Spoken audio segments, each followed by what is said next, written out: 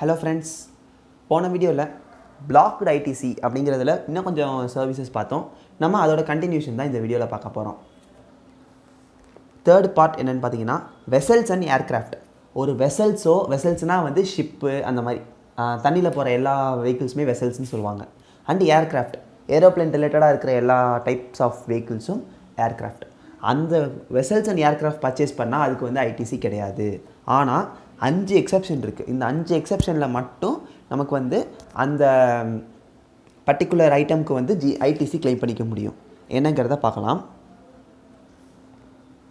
First further supply of such vehicle. இது general case.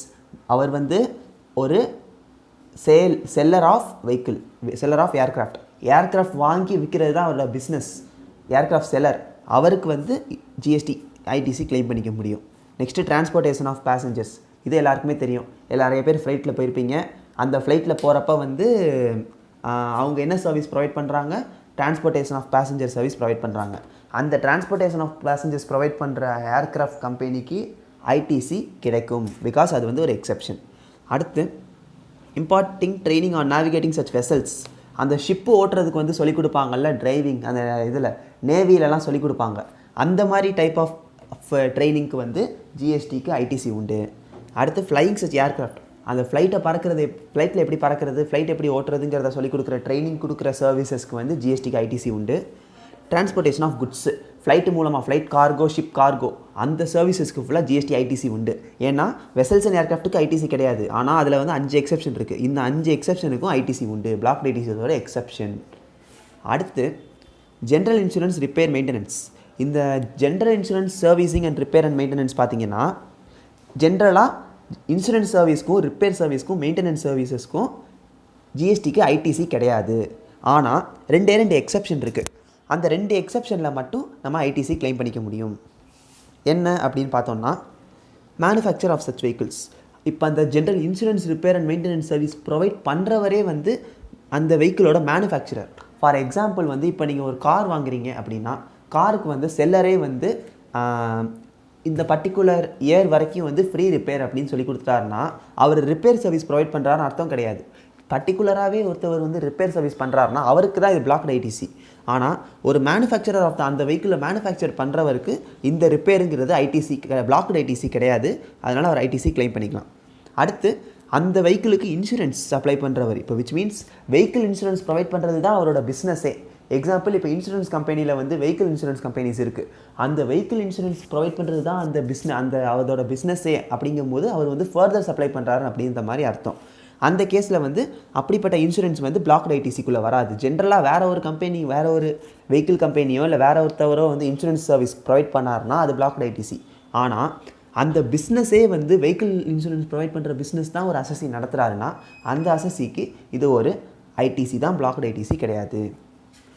அடுத்து composition scheme dealer. இது general case. Composition scheme dealer வந்து டேக்ஸே collect பண்ண முடியாதுன்னு நம்ம ஏற்கனவே படிச்சிட்டோம். அதனால் ஆட்டோமேட்டிக்காக ஐடிசியும் கிளைம் பண்ண முடியாது. அடுத்து நான் ரெசிடென்ட் டாக்ஸபிள் பர்சன் ஒரு சப்ளை பண்ணுறாரு அப்படின்னா அவருக்கு ஐடிசி கிடையாது. அடுத்து invert supply for personal purpose. இதுவும் நம்ம ஏற்கனவே எலிஜிபிலிட்டியில் பார்த்துட்டோம். எலிஜிபிலிட்டியில் என்ன பார்த்தோம்? பிஸ்னஸ் ஆர் ஃபர்தரன்ஸ் ஆஃப் பிஸ்னஸாக இருந்தால் மட்டும்தான் ஐடிசி கிளைம் பண்ணிக்கலாம்னு பார்த்தோம். ஸோ பர்சனல் பர்பஸ்க்கு ஜிஎஸ்டியில் ஐடிசி கிளைம் பண்ண முடியாது.